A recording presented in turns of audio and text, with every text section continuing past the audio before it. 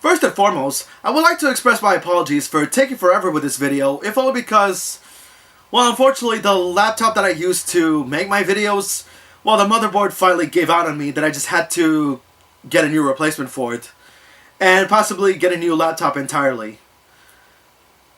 But now that the issue has been resolved, well, the good part now is that Kingdom Hearts 3 has finally been released after 14 years of development. Now, as this marathon rolls on, I will take about 2 to 3 hours each day to actually record footage for this game, because seeing as how Kingdom Hearts 3 is the latest game in the series, I will actually save the review of Kingdom Hearts 3 for last. And what better way to celebrate the release of Kingdom Hearts 3 than to review the long-awaited sequel at the time, Kingdom Hearts 2. Let's get into it.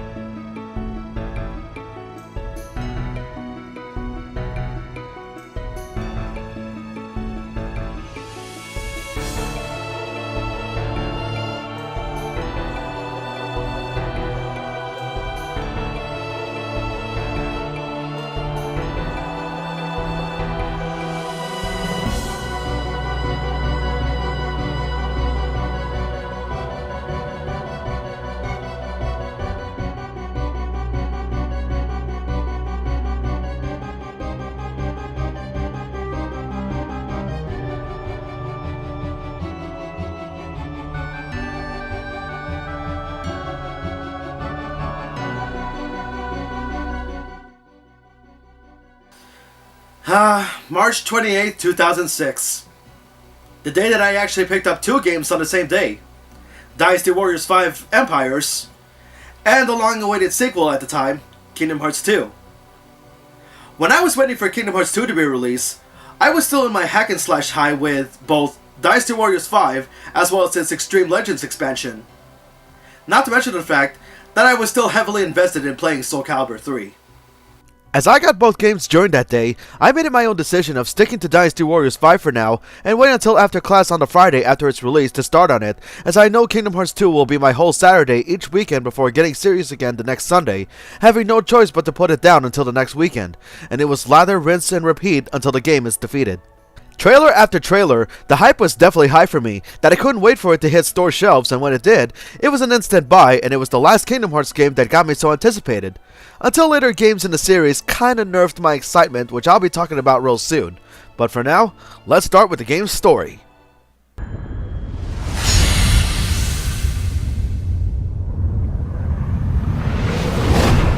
In the last game, Sora, Donald, and Goofy are kept in a 1-year deep sleep by Naminé in order to restore their memories, no thanks to Sora's insistence, while Riku and Mickey are donning the organization robes instructed by Diz in order to prevent the organization from pursuing them. We then cut to Twilight Town, where the story takes a short focus on this teenager named Roxas, who was seen in the after credits of Riku's story in the last game. Things seemed normal at first with his friends, and after some time passed, Roxas has been having strange hallucinations of somehow reliving Sora's memories without understanding why that is, and ends up in a strange abyss with creatures out for his blood and Roxas using the Keyblade to defend himself. Just then, time itself suddenly froze, and Axel suddenly shows up, acknowledging Roxas as number 13, but also the chosen wielder of the Keyblade. After the duel, Diz shows up, who somehow knows Roxas, and both men are trying to call out his name, only for time to once again continue moving and back to normal. It turns out that Roxas is actually a being called a nobody, which is formed when someone loses a heartless will be born from it, and that remnant will become a nobody, with desires to know of its existence. In fact, Roxas is actually the nobody of Sora, formed upon Sora releasing Kairi's heart out of himself during Kingdom Hearts 1. However, during Chain of Memories, not only Sora's memories were altered, but it inexplicably affected Roxas in some way, as he has forgotten that both he and Axel were good friends working in the organization. However, in order to fully restore Sora, Diz and Riku captured Roxas and seal him inside Diz's version of Twilight Town while the restoration process continues on. Unfortunately for Roxas, upon seeing Sora from the real world, it was more of a grim end for Roxas as he would disappear back into Sora. But in return, Sora, Donald, and Goofy would be awakened from their slumber with their memories restored, but Sora somehow felt that he had strange hallucinations upon entering the real Twilight Town, only to be greeted by the strange creatures that are also nobodies, and as they are isolated, Mickey shows up and tells the team to board the train out of the town. They arrived in a strange tower, only to be greeted by another Disney villain, Pete, a disgraced guard who was banished by Mickey years past, but was freed by Maleficent prior to her demise in the first game, and starts sending Heartless after the team in very much a squash match, forcing Pete's escape. They are greeted by Yensid, from The Sorcerer's Apprentice in Fantasia and not the Nicolas Cage movie, a powerful wizard who is Mickey's mentor, who warns them that despite sealing away the keyholes, the threat was far from done, when aside from the Heartless, there are also the rise of nobodies, as well as Organization 13, who are also nobodies, but manage to retain their bodies, yet it's not revealed what their plans are. Nonetheless, with new gear to Sora from Yensid and the Fairy Godmothers from Sleeping Beauty, the team set off in a new gummy ship to travel to different worlds once more and restore balance to the universe and hopefully reunite with Riku, Kairi, and Mickey for real this time. The team would eventually revisit some worlds like Agrabah, Halloween Town, Atlantica, Olympus Coliseum, and Hollow Bastion, but the Heartless and Nobodies would eventually invade more new worlds like the Land of Dragons from Mulan, the Pride Lands from The Lion King, which turns Sora into a lion cub, Beast's Castle from The Beauty and the Beast, Port Royal from Pirates of the Caribbean, the Timeless River, which is based off of the short Steamboat Willie, and finally, Sora can go digital in the world of Tron. Yup, not only sporting a new outfit, but also has throwbacks from the movie itself. Some of the previous worlds are greatly expanded from past games, as with the case of Hollow Bastion having an actual town to explore, or that Olympus Coliseum also has an underground section where you team up with Auron from Final Fantasy X to stop whatever Hades and Pete are planning. But just like the past games, the new Disney worlds still remain as altered retellings from their respective source materials, still dealing with that world's problems and doing what you can to bring justice back to that world. The same can and cannot be said about the digital world in Tron, and what I mean is that the things you do inside Tron actually has an effect on the story, but we'll get to it soon. No sooner has Sora and the team started restoring more worlds, Maleficent somehow has returned, and she along with Pete are gathering Heartless from all over the universe in order to reclaim Hollow Bastion by first attacking the town, resulting in my favorite moment in the game, the Battle of 1,000 Heartless. Joining Sora and the team are Cloud, Squall, Aerith, Yuffie, the fairy versions of Yuna, Riku, and Pain from the Final Fantasy X saga, and even Stitch from Lilo and Stitch.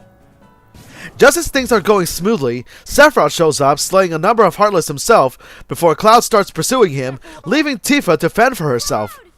Spoiler, they came out of it alive. Yeah, way to leave your friends high and dry yet again, you chocobo-haired emo jerk! Just to get some things out of the way, Cloud's fighting style is A-okay, but when it comes to his characterization, I actually do hate his guts. Especially after what he's done in Final Fantasy 7, and you know what I mean by that.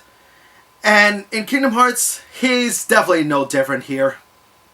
Granted, I do like both Final Fantasy 7 and Kingdom Hearts, but no matter how much Aerith tells him that she doesn't blame him in the slightest, I, however, do. Especially when it feels good to beat the heck out of him in both Kingdom Hearts 1 and Ehrgeiz. Oh, yes. Double team him. Triple team him. Quadruple team him. I don't care. Just beat the heck out of him. In order to stop more Heartless from coming, Sora and the team go inside Hollow Bastion's computer to join up with Tron to stop both Sark and the Master Computer Program, while Aerith and Squall hack the computer from the outside, allowing the team not only to stop the program, but also bring up a revelation that would make sense of the Heartless and Nobody uprising.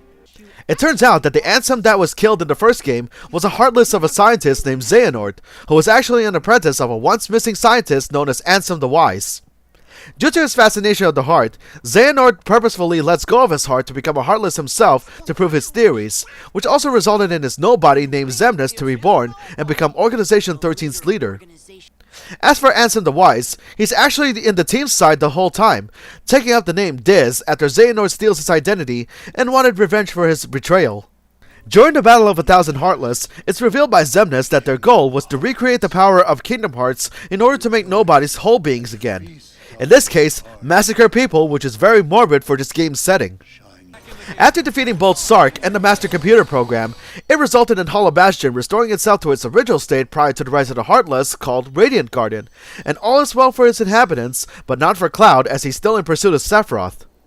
Upon dueling Sephiroth in a stalemate, Cloud shows up for a duel which sees Sephiroth getting the upper hand, even with Tifa's help. But with one final sword clash, both Cloud and Sephiroth disappear in a blinding light, now unknown of their whereabouts. Yeah, good riddance, you first-class fraud! With all other loose ends done, the team went to the world that never was, the organization's headquarters, unaware that Kairi was held prisoner by Axel in order to lure Sora into goading him into resurrecting Roxas out of him. However, Axel would atone for his sins by sacrificing himself to stop the nobodies, allowing Sora and the gang safe passage.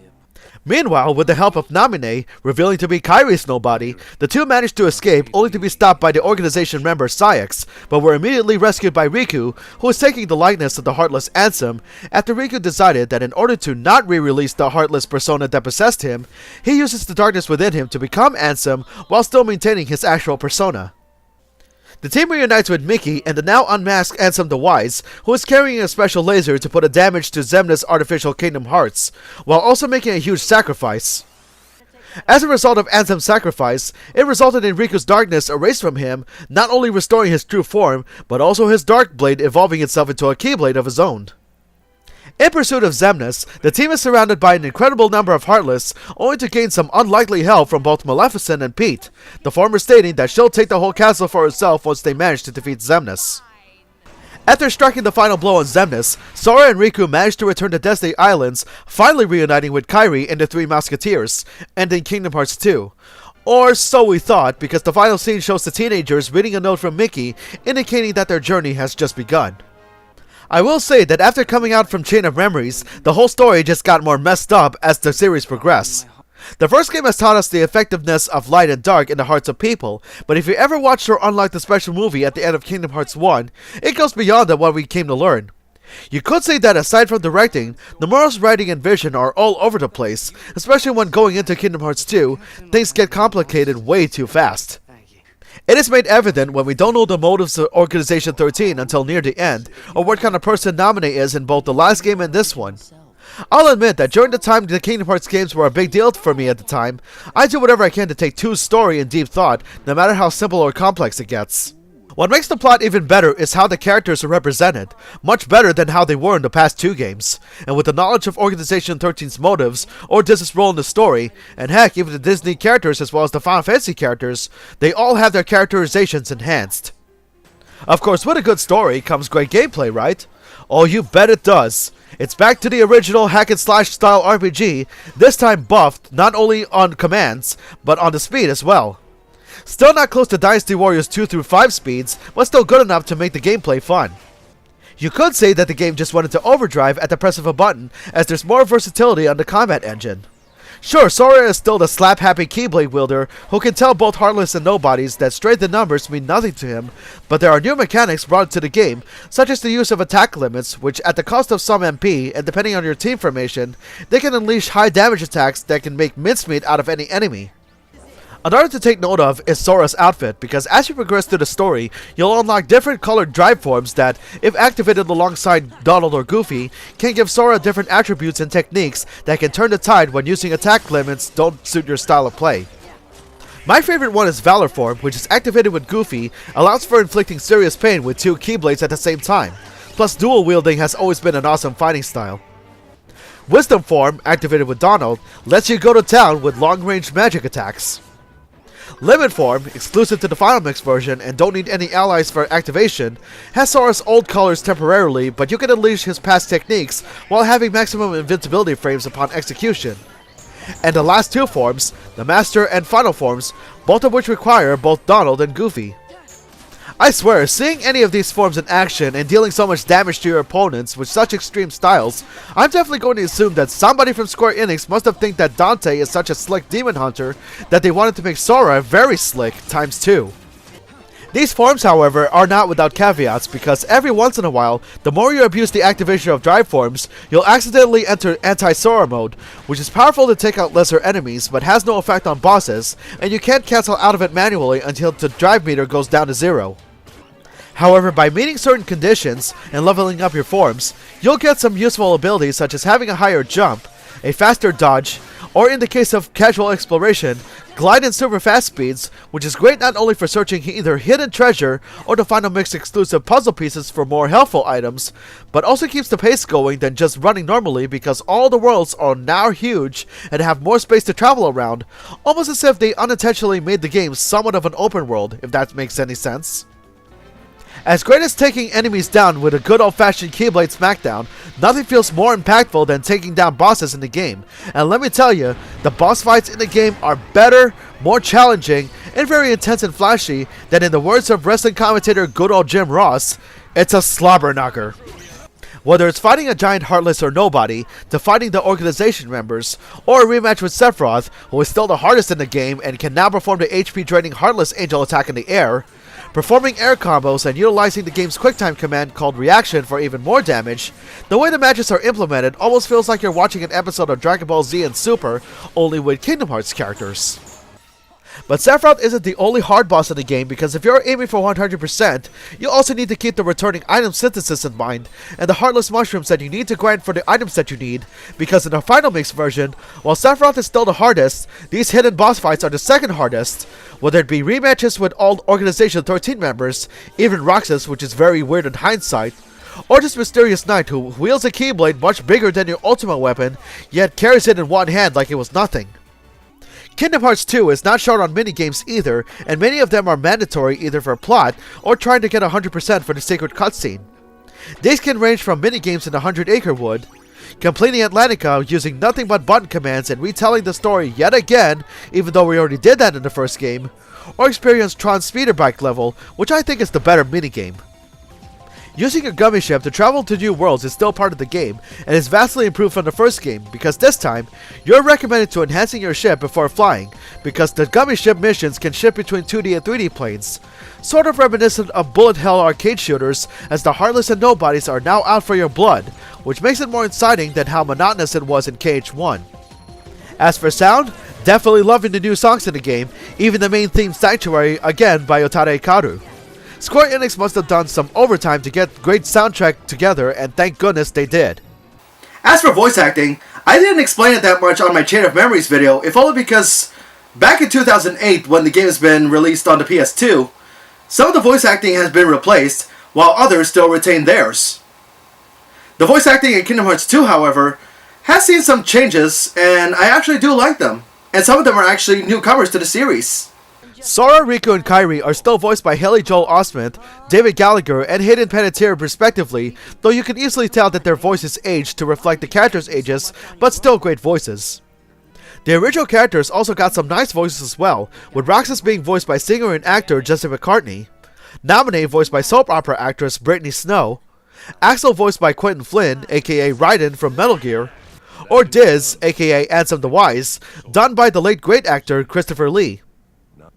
I mean, he does it so well that when I first heard Diz's voice in the game, the first thing that came to my mind was, Saruman from Lord of the Rings?